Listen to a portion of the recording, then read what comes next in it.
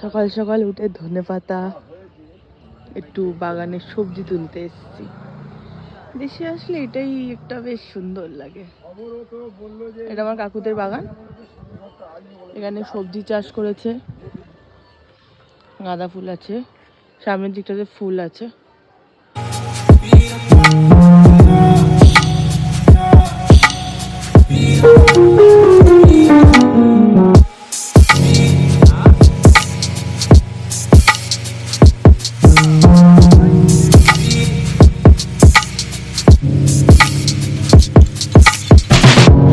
এখানে বাঁধাকপি হয়েছে, ওয়াও,